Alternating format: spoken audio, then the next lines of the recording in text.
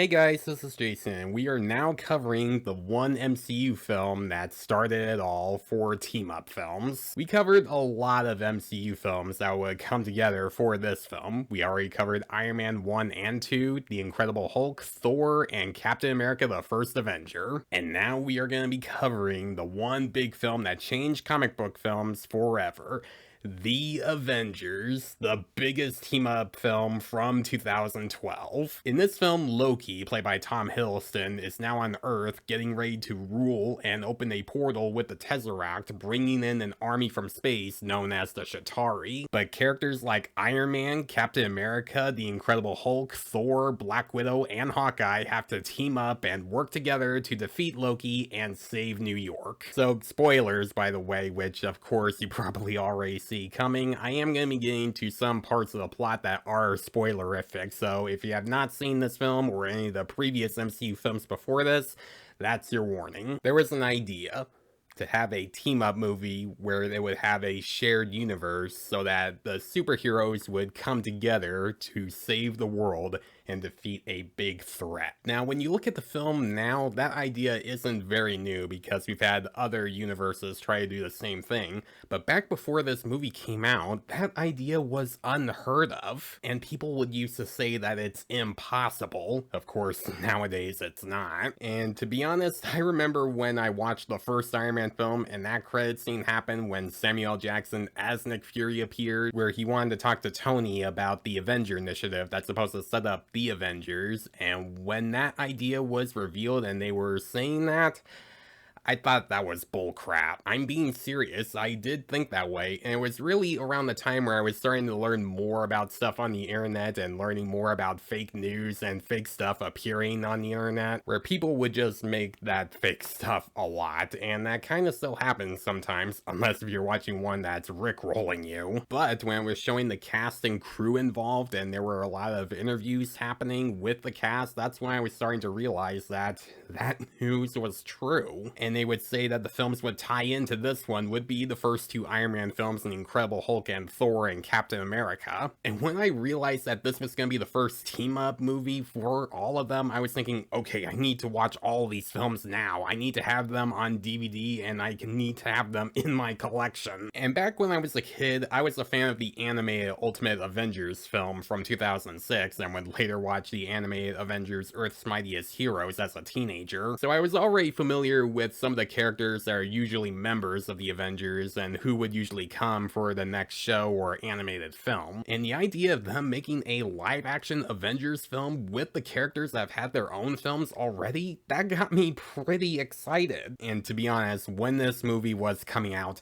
I was ready. I wanted to see this film in theaters so bad. I rewatched the previous Marvel films that tie into this film, and I would even include the Ang Lee Hulk because that was the only Hulk film back then before the Edward Norton film. And I used to think that that movie was connected to that film, and of course now I realize that it's not. And then I finally saw the Avengers in theaters with my dad and brother. We were a little too close to the screen though because all the other seats above us were already taken. And we were also watching it in 3D, so it probably wasn't the best experience when it comes to that, but we didn't care. We still had a blast seeing it on the big screen. And to this day, it is still one of my favorite comic book movies of all time, and every time I watch it, it never gets old for me. And maybe that's just the nerd in me talking because I love reading some of the comics and watching some of the animated shows and movies, but I don't care. I still love this movie. Am I aware of the issues? Yes, but those are the issues that I can obviously overlook myself. Now, this film started a long trend of companies that wanted to make a shared universe where characters would come together for one big film, like other companies like DC wanted to do that with their own films, like having Man of Steel and Batman v Superman be the first ones to start their big DC universe before Justice League. But of course, when we look at it now and the other films they've had after that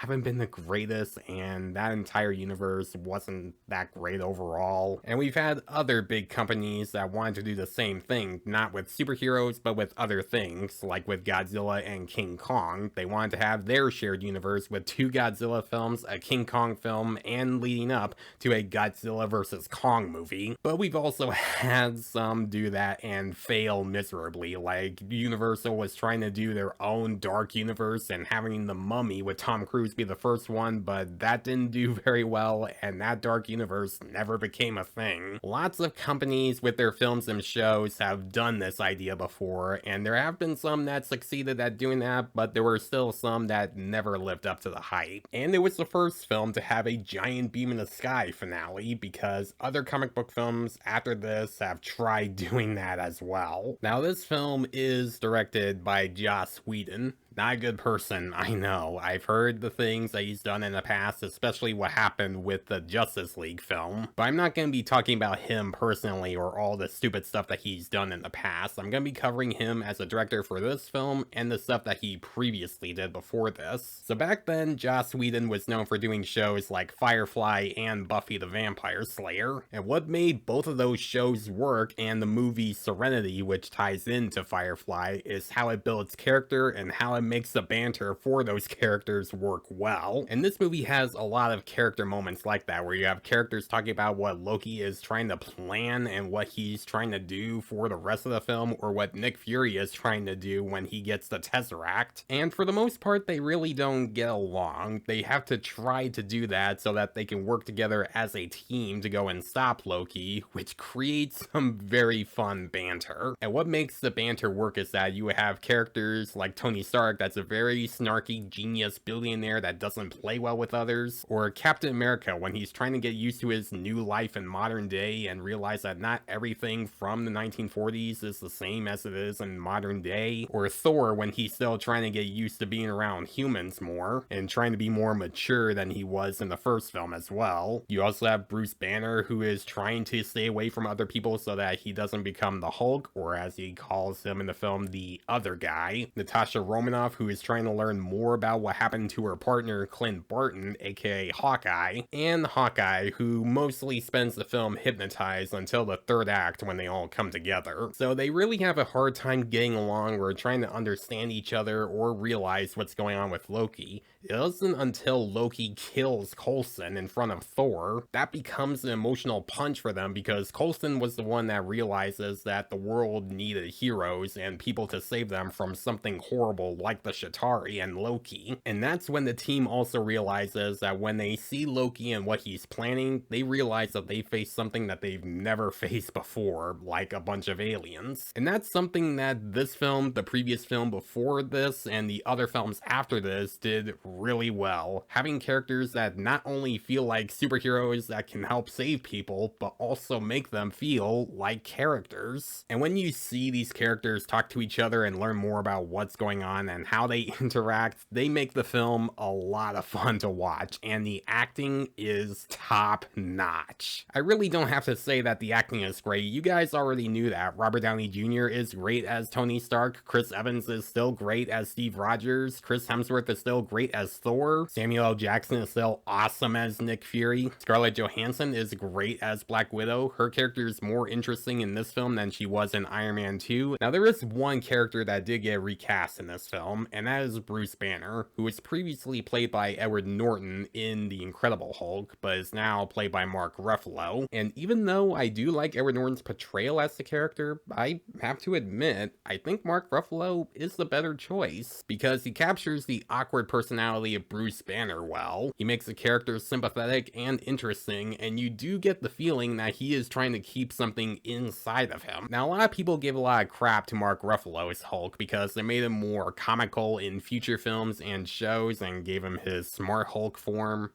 But to be honest, I've always enjoyed him as the Hulk. Even in some of the cringy moments when he's the smart Hulk, I still think Mark Ruffalo does a great job as the character. But in this film, he didn't start out that way. They made him more serious, and they continue to make him more serious in other films until later when they made him more of a comic relief. But before that, they still made him a serious character with a problem that he's been dealing with. And then there's Hawkeye. Now, acting-wise, Jeremy Renner does do a good job, and they make him a more fun character in later films and in his own show, but in his first big film with the team, he mostly spends the film hypnotized by Loki, where he would still have some cool arrows that would have a bunch of weapons and gadgets in them, where what definitely helps make him a fun character is just with Jeremy Renner's performance, making him a likable character. Now let's talk about Loki. I loved him in Thor, and he is a great villain in this film, where he's very threatening, and he's the type of villain that you do not want to mess with. Especially in one scene where he breaks into a museum and tries to take someone's eye to scan it so that Hawkeye can break in. And even though you can't see how the eye is being messed up, you can still hear the sound for when Loki is like trying to get the eye. And that's pretty dark, by the way. And again, even though you don't see it happen, you still hear what's happening while he's doing it. Or in that one monologue scene when he's talking to Natasha about how he's gonna get Hawkeye to kill her. And that entire scene where he gives that monologue to her, done by Tom Hiddleston's excellent performance,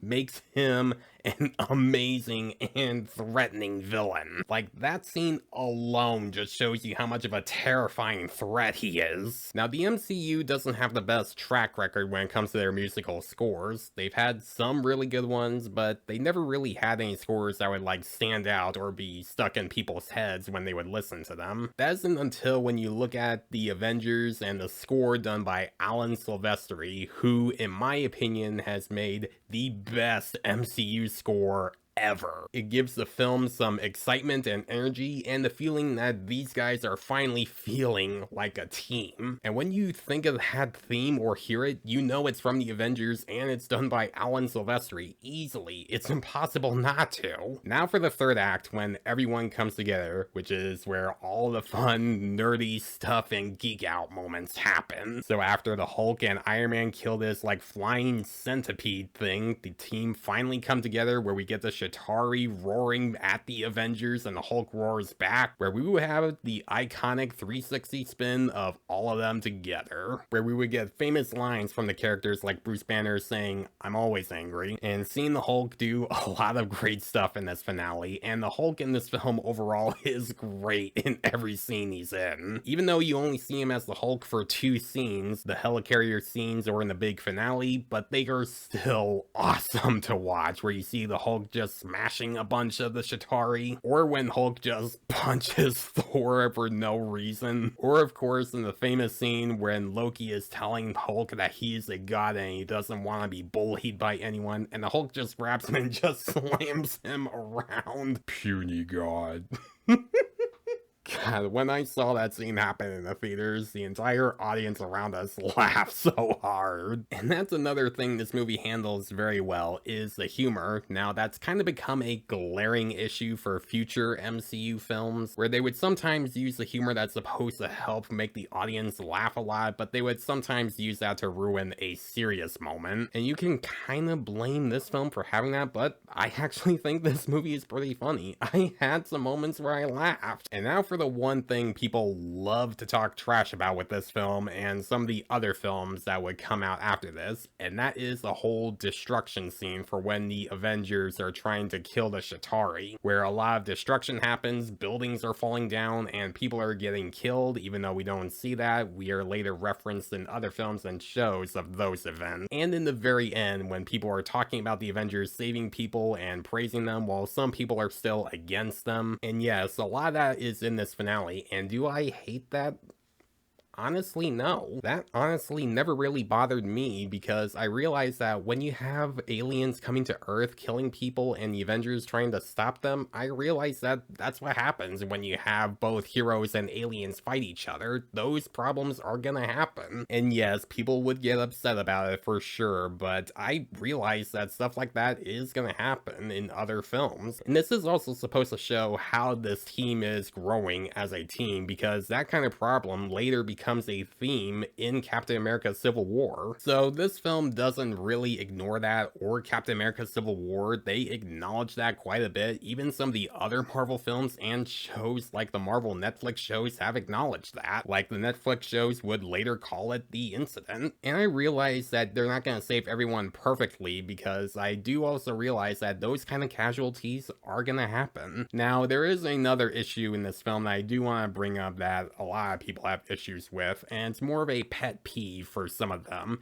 And that is, this is one of those films where you have to watch the previous MCU films to understand this one. Because if you decide to watch this film first before getting to the other films, then you have no idea who these characters are, unless if you listen to the exposition scenes where they explain who they are, which could be annoying for some people, but for me, I was never annoyed by that. I was perfectly fine with it, mostly because I was used to watching the other films before this, and I would do that a lot when I was a teenager, and even to this day I'm still used to it. And every time I feel like watching the first Iron Man or Captain America or Thor, I do feel like ending it with the first Avengers as well. But I do get why that's an issue for a lot of people, and I also understand that the MCU is not for everyone because of that problem. Because if you only decide to watch the other Avengers films, like the first film, Age of Ultron, Infinity War, and Endgame, you think you would be done with that, right? Wrong, because there are other films you gotta watch that tie into all four of these films, like the Iron Man films, the Captain America films, the Thor films, the Guardians of the Galaxy films, Doctor Strange, Ant-Man. There's way too many Marvel movies. Why are there so many Marvel movies? My friend said there will only be a few of them. This is a terrible Family Guy reference. So trying to do all that at once and trying to catch up can feel like a nightmare for a lot of people. And there are times when I would do that with other MCU films that can feel tiresome, and I'm like, oh god, like how much more am I gonna watch? I have had those problems before, but with Phase 1 and these films from this phase, I'm used to it. But it's also because I am a big Marvel fan, and as you can tell behind me, I am used to seeing that stuff, even though there are some MCU films that I am okay with skipping.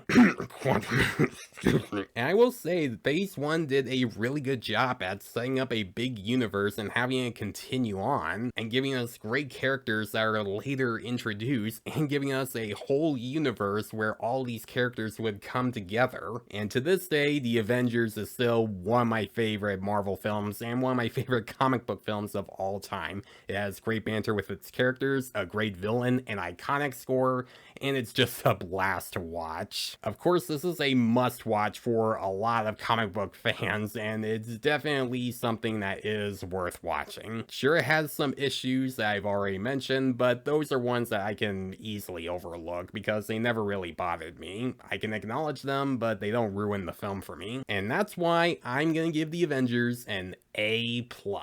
And that's the first MCU film on my channel to get an A+. I haven't done it for some of the other films in this phase, or the ones in Phase 4 and 5. And those are my thoughts on Phase 1 of the MCU, and maybe one day I will get to Phase 2 and 3. We'll have to see what happens in the future, and there are some films from both of those phases I do want to eventually talk about. So guys, if you have seen the Avengers, what do you think about it? Do you think it's still a great film to this day, or do you hate it as much as like some people would in today's time? Let me know in the comments below. And as always, if you like this video, then please leave a like and subscribe to my channel so you don't miss a thing, because it helps my channel grow. Hit the notification bell so you know what other videos I'm posting. Follow me on Facebook and Instagram.